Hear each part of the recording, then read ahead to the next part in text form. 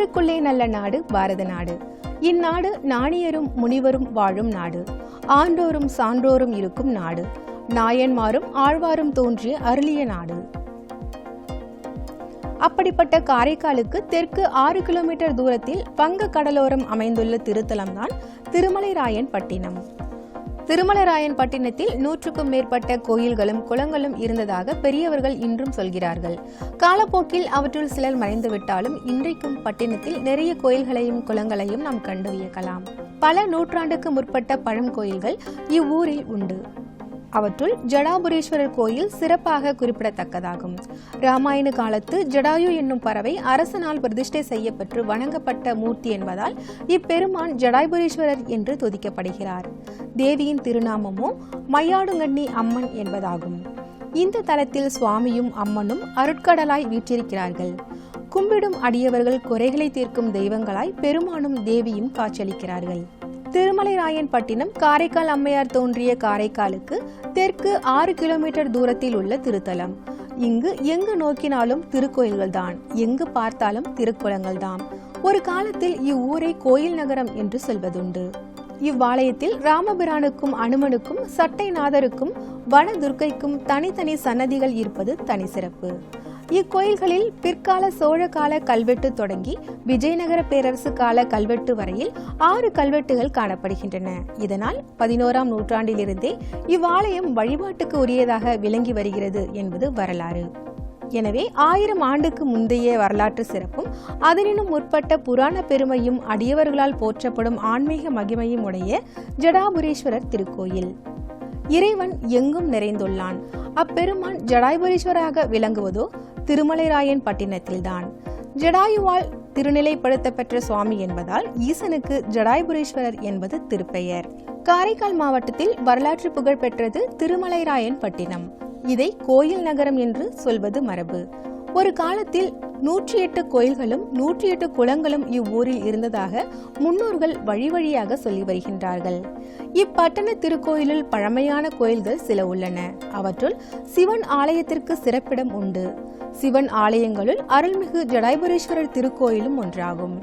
ஜடாயு சிவபெருமானை வழிபட்டதால் பெருமான் ஜடாயுபுரீஸ்வரர் என்று போற்றப்படுகிறார். ஜடாயுபுரீஸ்வரர் கோயில் ராமாயண காலம் முதல் பழமையுடையது என்று சிறப்பித்து பேசுகிறது தலபுராணம். பழமைமிக்க கோயிலுக்கு தரிசனம் செய்து வரும் பக்தர்கள் மூர்த்தி, தலம், தீர்த்தம் ஆகியவற்றை முறையாக அறிந்து வழிபடுகின்றனர். கிபி 15ஆம் நூற்றாண்டில் விஜயநகர பேரரசின் அரசு பிரதிநிதியாக தமிழ்நாட்டில் வாழ்ந்தவன்தான் திருமலைராய மன்னன். திருமலைராயன் முதலில் தஞ்சை பகுதியை ஆண்டு வந்தான். பின்னர் இப்பட்டணத்திற்கு தன் தலைநகரை மாற்றிக்கொண்டான். திருமலைராயன் உருவாக்கிய இவ்வூருக்கு திருமலைராயன் பட்டினம் என்பது பெயரானது. சாளுவ திருமலைராயனின் கல்வெட்டுகள் திருவானைக்கா, தஞ்சை, பாபநாசம், பட்டீஸ்வரம் முதலிய ஊர்களில் காணப்படுகின்றன. திருவானைக்கா கோயிலில் ஒன்று, திருவரங்கம் கோயிலில் ஒன்றுமாக ராயனின் கல்வெட்டுகள் காணப்படுகின்றன. அவை முறையே 1453, 1463 ஆண்டுகளில் ஏற்பட்டவை. இன்று நாம் காண்பது பின்னாளில் உருவாகிய அழகிய இப்பட்டினமாகும். இத்தலத்தில் வரலாற்று புகழ் கொண்ட ராஜசோழீஸ்வரர் திருக்கோயில், ஜடாயுபுரீஸ்வரர் திருக்கோயில், வேழி வரதராஜ பெருமாள் திருக்கோயில், பிரசன்ன வெங்கடேச பெருமாள் திருக்கோயில், ரகுநாத பெருமாள் திருக்கோயில், ஆயிரங்காளியம்மன் திருக்கோயில், பாலசுப்பிரமணிய நடன காளியம்மன் திருக்கோயில், 500 விநாயகர் திருக்கோயில், செங்குந்த விநாயகர் திருக்கோயில், மகா மாரியம்மன் திருக்கோயில், வேர்கொள்ளை மாரியம்மன் திருக்கோயில், காமாட்சியம்மன் திருக்கோயில் முதலிய திருக்கோயில்களை தரிசிக்கலாம். அவனருளாலே அவன்தாள் வணங்கி ஓம் நமச்சிவாய. திருமலைராயன்பட்டினம் அருள்மிகு ஜடாயுபுரீஸ்வரர் தேவஸ்தானத்தை சார்ந்த ஸ்ரீ சட்டநாத சுவாமி. இந்த சுவாமியின் வரலாறு ராமாயணத்தில் ராமர் ராவணனிடம் இலங்கையில் போர் புரிந்த காலத்தில் ராவணனை வெல்ல முடியவில்லை. ஏனென்றால் ராவணன் சிவன் பக்தன். பிறகு ராமர் புறப்பட்டு இங்கு வந்து தெற்கு நோக்கி இலங்கையை நோக்கி உள்ளார். இந்த சட்டநாதரை வழிபட்டு இவரிடம் ஆசீர்வாதம் வாங்கிய பிறகுதான் ராவணனை ராமரால் வெல்ல முடிந்தது. இந்த சட்டநாதர் இந்தியாவிலேயே எங்கும் இல்லாத அத்தி மரத்தால் செய்யப்பட்ட இந்த சட்டநாத சுவாமி. இதோடைய திருவாச்சியும் அத்தி மரத்தாலானது. இது இந்தியாவில் எங்கும் காண கிடைக்காத ஒரு சட்டநாத சுவாமி. அத்தி மரத்தால் செய்யப்பட்டது. சுமார் 1055 ஆண்டுகளுக்கு முன்பு கட்டப்பட்ட இத்திருக்கோயில் ஆகையால் மிகவும் பிரசித்தி பெற்றது. ஒவ்வொரு பௌர்ணமியும் இந்த சட்டநாதருக்கு வாசனை திரவியங்களை கொண்டு ஜவ்வாது, புனுகு, சாம்பிராணி தைலம் போன்றவர்களை கொண்டு தான் அபிஷேகம் செய்யப்படுகிறது. ஒவ்வொரு பௌர்ணமியும் மாலை 5 மணிக்கு இந்த அபிஷேக நிகழ்ச்சி நடைபெற்று கொண்டிருக்கிறது. வருடத்திற்கு ஒரு முறை சித்ரா பௌர்ணமி அன்று உற்சவமூர்த்தி சட்டநாதர் சுவாமி 6 கால் தட்டியில் எழுந்தருளி பக்தர்களுக்கு அருள்பாவித்து உள்பிரகாரம் வலம் வருகின்றது. அரகர நம பார்வதீவதே அரகர மகாதேவா. தென்னாடுடைய சிவனே போற்றி, நாட்டவருக்கும் இறைவா போற்றி. இக்ஷேத்திரம் ஜடாயுபுரீஸ்வர க்ஷேத்திரம். இக்ஷேத்திரத்தில் ஜடாயுக்கு மோட்சம் கொடுத்த, உயிர் பிச்சை கொடுத்த இடம் இந்த ஊர்.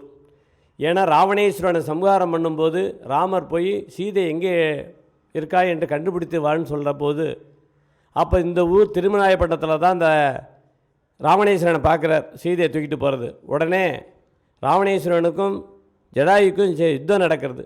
அந்த யுத்தம் நடக்கும்போது யார்கிட்ட முன்ன பிரார்த்தனை பண்ணினா சட்னா சுவாமிகிட்ட தான். இந்த சட்னா சுவாமிகிட்ட பிரார்த்தனை பண்ணால் வீட்டில் உள்ள சண்டை சச்சரவுகள் இல்லாமல் மனைவி ஒற்றுமையாக இருக்கிறது, திருமணம் ஆகாதவர்கள், இந்த ஊனமுற்றவர்கள், இந்த குஷ்டரோக இந்த வியாதிகளாக நிவர்த்தி பண்ணக்கூடிய பௌர்ணமி அன்னைக்கு புனுகு, ஜவ்வாது, சாம்பிராணி தைலம் இது சாத்தி இங்கே வழிபட்டால் இங்கே தேங்காய் உடைக்கிறது கிடையாது. இதுவே வாசன புஷ்பங்கள் தான் சாத்துறது. இங்கே பெண்கள் பூ வச்சுன்னு உள்ளே வரக்கூடாது. இந்த க்ஷேத்திரத்தில் ரொம்ப முக்கியமானது அது. அதுவே கல்யாணம் ஆகாத குழந்தைகள், குழந்தை இல்லாதவங்க இங்கே பிரார்த்தனை பண்ணி பௌர்ணமி அன்றைக்கி பிரார்த்தனை பண்ணிட்டா எல்லா காரியமும் நடக்கும். இந்த ஜடாய் யுத்தம் நடந்து உடனே எப்படி உனக்கு உயிர் எங்கே இருக்குன்னு கேட்ட, எனக்கு ரெக்கையில் இருக்குதுன்னு ஜடாய் சொல்லிடுறது.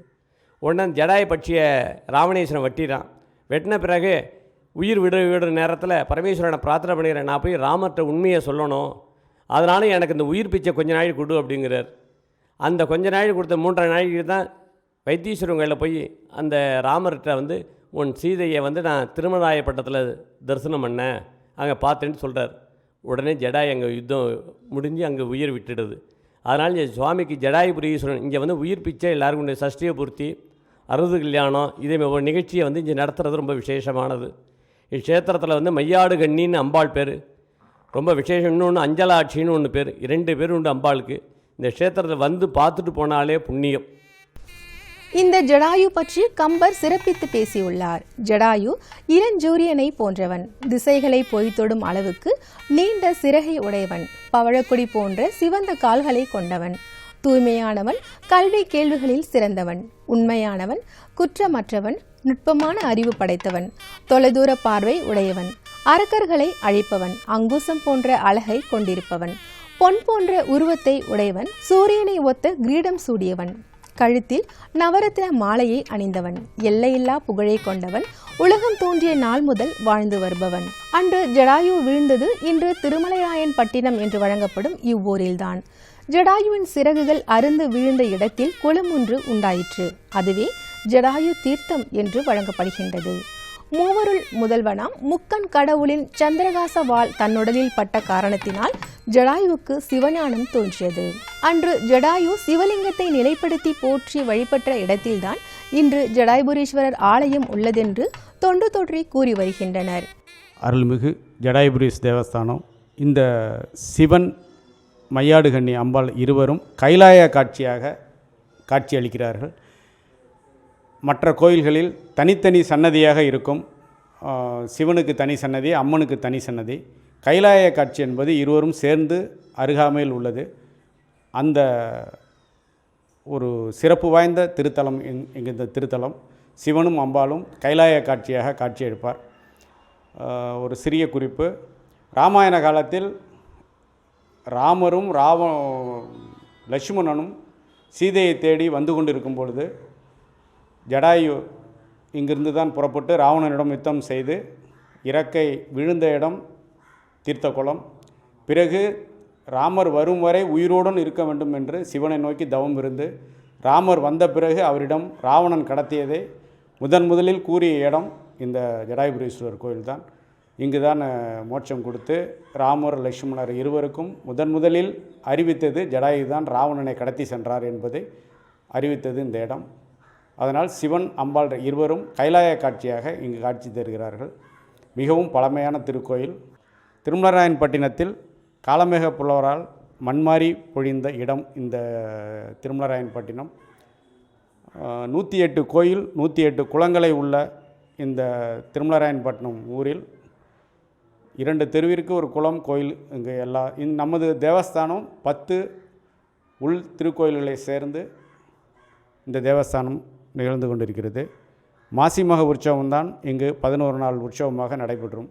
மற்றது கிருத்திகை, பௌர்ணமி, ஆடிபுராமன் வழிபாடு போன்றவைகள் சிறப்பாக நடைபெற்று கொண்டிருக்கிறது.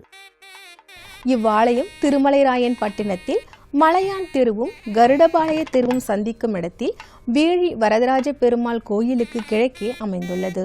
இக்கோயில் ஜடாயு வழிபட்டு வாழ்வு பெற்ற ஈசன் அருளும் ஆலய மாதலின் ஜடாயுபுரீஸ்வரம் என்னும் போற்றப்படுகின்றது. கோபுர தரிசனம் கோடி புண்ணியம் என்பர் பெரியோர். ஜடாயுபுரீஸ்வரர் திருக்கோயில் ராஜகோபுரம் அழகியது. கோவில் என்பது உலகெங்கும் நிறைந்திருக்கின்ற இறைவனது திருமேனியாகும். கோபுரம் என்பது அவனின் திருப்பாதங்களே. கோபுரத்தை வணங்குதல் என்பது இறைவனின் இணையடிகளை வணங்குவதற்கு ஒப்பாகும். ராமர் சந்நிதி தென்திசை நோக்கியது. ராமபிரான் பெயரால் விளங்குவது இச்சன்னதி. இச்சன்னதியில் பெருமாள், இளைய பெருமாள், கிருஷ்ணன், ஜடாயு, அனுமன் ஆகிய மூர்த்திகள் அண்ணலை வழிபடுகின்ற கோலத்தை காணலாம். இந்த க்ஷேத்திரத்தில் பத்மபீடம் உள்ளது 2 இடம். ஒன்று திருமலாயப்பட்டினம், இன்னொன்று திருச்சாங்கட்டாங்குடி. இதில் தான் சுவாமி சட்டநாத சுவாமி பத்மபீடத்தில் தான் வருவார். வரும்போது 6 கால் தட்டியில் விசேஷமாக பௌர்ணமி, சித்ரா பௌர்ணமி அன்னைக்கு இது இந்த புறப்பாடு. இந்த படிச்சட்டம் வேறு எந்த க்ஷேத்திரத்துலையும் கிடையாது. விசேஷமான படிச்சட்டம் இந்த பத்ம படிச்சட்டு தான். இதில் ஏறி வரும்போது நமக்கு பன்னீர் தெளிக்கிறது உண்டு. இதில் குழந்தை இல்லாதவா, கல்யாணம் ஆதவா பிரார்த்தனை பண்ணிட்டு பன்னீர் பருவிட்டன் சாத்துறது உண்டு இந்த சுவாமிக்கு. அந்த பௌர்ணமி அன்னைக்கு ஒரு நாள் தான், பாக்கி நாள் இந்த புறப்பாடு கிடையாது. இதில் படிச்சடத்தில் ரொம்ப விசேஷமான படிச்சிடும் பத்மா படிச்சிடணும். நமக்கு எல்லா குறைகளும் நிவர்த்தி பண்ண இந்த படிச்சடத்தில் பன்னீர் அபிஷேகம் பண்ண விசேஷம். ராமர் சந்நிதிக்கு அடுத்துள்ளது நடராஜர் சந்நிதி. வலக்காலை முயலவன் மீதூன்றி இடக்காலை தூக்கி ஓர் இடக்கரத்தால் தூக்கிய பாதம் காட்டியும் பெரிதோர் இடக்கரத்தால் அக்னி ஏந்தியும் வலக்கரங்களில் ஒன்று உடுக்கை கொண்டும் ஒன்றால் உலகுக்கு அபயமளிக்கும் ஆனந்த தாண்டவம் ஆடுகிறார் பெருமாள். அண்ட சராசரங்கள் அனைத்தும் இயங்கிக் கொண்டே இருக்க வேண்டும் என்பதை அவரது நடனம் அறிவுறுத்துவதாக கூறுகிறார்கள். பைரவரும் சூரியவரும் தேவர்கள். பைரவர் காவல் தெய்வம், சூரியர் ஜடாவின் தந்தை. அவர்கள் இருவரும் அருகருகில் ஒரே சந்நிதியில் குடிக்கொண்டுள்ளனர். திருக்கோயில்களுக்கு இன்றியமையாதவை அவைகளின் தீர்த்தங்களே ஆகும். இறையடியார்கள் திருக்குளங்களில் நீராடி சமய சின்னங்கள் அணிந்து ஆண்டவனை வழிபட ஆலயங்களுக்கு செல்வது முறைமையாகும். ஜடாயுபுரீஸ்வரர் ஆலயத்தின் தீர்த்தம் ஜடாயு தீர்த்தம் என்று போற்றப்படுகின்றது. இத்திருக்குளம் மகிமை வாய்ந்தது. மாசிமகம் பௌர்ணமி நாளில் இத்தீர்த்தங்களில் நீராடுபவரின் பாவங்கள் தொலையும், புண்ணியங்கள் பெருகும். ஆதி காலத்தில் மக்கள் மரங்களின் அடிகளில் தெய்வங்களை வைத்து வழிபட்டனர். நாளடைவில் மரங்களின் அடியில் கோவில்கள் உருவாகின. தெய்வம் இருந்த விருட்சங்கள் புனித பொருளாய் போற்றப்படலாயின. இங்கு தல விருட்சம் பில்வ மரமாகும். பில்வம் சிவபெருமானுக்கு உகந்த விருட்சம் என்பது உலகறிந்த உண்மை.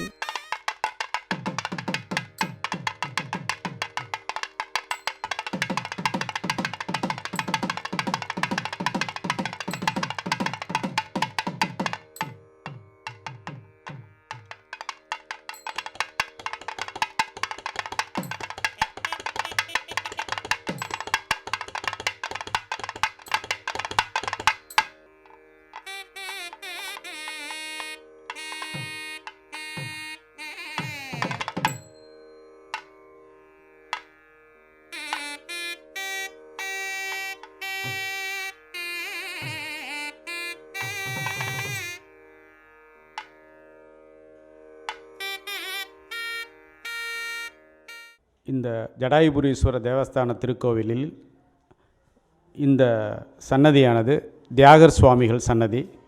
இந்த தியாகர் சுவாமிக்கு 2 மாதத்திற்கு ஒரு தடவை அபிஷேகமும் மாத பிறப்பில் சிறப்பு அபிஷேகமும் நடந்து கொண்டிருக்கிறது. மாசி மகத்தன்று தியாகராஜர் வசந்தம் ஊமத்த நடனம் மிக சிறப்பான முறையில் நடைபெற்று கொண்டிருக்கிறது. இந்த ஊமத்த நடனமானது அத்திப்படிகை, காக்காமொழி 2 கிராமத்திலிருந்து வந்து நடத்தி தருகிறார்கள்.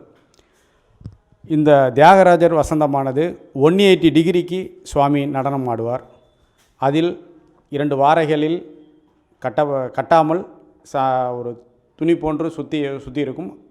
அது ஒரு சில பாரம்பரியமான குடும்பம்தான் சேவையை செய்து கொண்டிருக்கிறது. தியாகர் வசந்தம் 2 கிராமமும் அத்திப்படுகை காக்காமொழி கிராமவாசிகள் மட்டும் அந்த தியாகர் வசந்தத்தை சிறப்பாக நடத்தி கொடுத்திருக்கின்றார்கள். ஒவ்வொரு வருடமும் நடைபெற்று கொண்டிருக்கிறது. புதுவை மாநிலம் காரைக்கால் மாவட்டம் திருமலைராயன்பட்டினம் அருள்மிகு ஜடாயுபுரீஸ்வரர் தேவஸ்தானத்தை சார்ந்த ஜடாயு தீர்த்த குளம். இந்த தீர்த்த குளத்தை சுதேஷ் தர்சன் ஸ்கீமிலிருந்து கட்டப்பட்டது. பாரத பிரதமர் அவர்களால் ஸ்கீமிலிருந்து இது திறந்து வைக்கப்பட்டது. இந்த தீர்த்த குளத்தின் கதை ராமாயணம் கதையை ஒட்டியது. ராமாயணம் கதையில் சீதையை ராவணன் கடத்தி சென்றபொழுது ஜடாயு பறவையானது சென்று சண்டையிட்டு இந்த இடத்தில்தான் ஜடாயு பறவையின் இறக்கைகள் வெட்டப்பட்டு விழுந்த இடத்தில்தான் இந்த தீர்த்தக்குளம் அமைந்துள்ளது. இதற்கு ஜடாயு தீர்த்தக்குளம் என்று பெயர் வைக்கப்பட்டு இந்த குளத்தில்தான் தீர்த்தவாரி, தீர்த்தம், சுவாமி அபிஷேகம் மற்ற இதர நிகழ்ச்சிகளும் மாசி மகத்தில் 11ஆம் நாள் தெப்பத் திருவிழாவாக நடைபெற்று கொண்டுள்ளது. திருமலைராயன்பட்டினத்தில் தெப்பத் திருவிழா இந்த திருக்கோவில் மட்டும்தான் நடைபெற்று கொண்டிருக்கிறது. மாசி மகம் 11ஆம் நாள் விழாவாக தெப்பத் திருவிழா நடைபெற்று கொண்டிருக்கிறது. இந்த தீர்த்த குளத்தை அமைத்து கொடுத்த மத்திய அரசு, மாநில அரசுகளுக்கு நன்றியை தெரிவித்துக் கொள்கிறோம். நன்றி, வணக்கம்.